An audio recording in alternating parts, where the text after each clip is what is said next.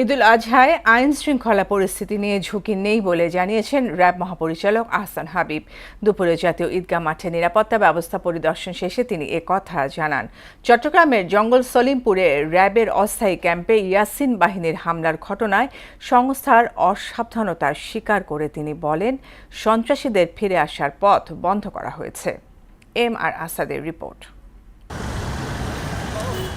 রাজধানীতে ঈদুল আজহার প্রধান জামাত অনুষ্ঠিত হবে জাতীয় ঈদগাহ ময়দানে। মঙ্গলবার দুপুরে ময়দানে সার্বিক নিরাপত্তা পরিদর্শনে যান র্যাব ডিজি আহসান হাবিব পলাশ। পরিদর্শন শেষে গণমাধ্যমকে ব্রিফ করেন তিনি।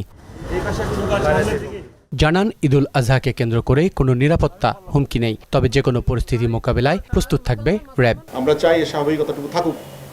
আমরা এখন পর্যন্ত এমন কোনো থ্রেট অনুভব করিনি, বাট আমরা থ্রেট অনুভব না করলেও আমাদের নিজস্ব যে কার্যক্রম থাকে, বিশেষ ব্যবস্থা, সেটা আমাদের আছে। তো আমি মনে করি না কোনো থ্রেট আছে, সুতরাং বিশেষ এরপরে আর কোনো দরকার আছে বলে আমি মনে করছি এখন পর্যন্ত। চট্টগ্রামের জঙ্গল সলিমপুরে র্যাব ক্যাম্পে হামলার ঘটনায় নিজেদের অসাবধানতা ও দুর্বলতা ছিল বলে স্বীকার করেন আহসান হাবিব। র্যাবের ক্যাম্পে আসলে হামলা হয়নি। আমাদের একটা বিশেষ ক্যাম্প, নতুন একটা ক্যাম্প তৈরি করে আমরা সেখানে পরবর্তী সময় সেটেল করার জন্য যাওয়ার উদ্যোগ গ্রহণ করেছিলাম, সেইখানে তারা হামলা করেছে। ইয়াসিন বাহিনী আমাদের চেয়ে শক্তিশালী হয়েছে এটা ভাবার কোনো সুযোগ নাই। তারা অতর্কিত কাজটা করেছে এবং আমার মনে হয় আমাদের কিছুটা দুর্বলতা ছিল, এটা অস্বীকার করার উপায় নেই। আমরা হয়তো তাদের কার্যক্রমটা সেই লেভেলের মনিটরিংটা করতে পারিনি, তবে আমাদেরকে ওভার পাওয়ার করার মতো শক্তি তাদের নাই, এটা তারা নিশ্চিতভাবে জানে। তো কালকে গত রাতেই যে ঘটনাটা ঘটিয়েছে,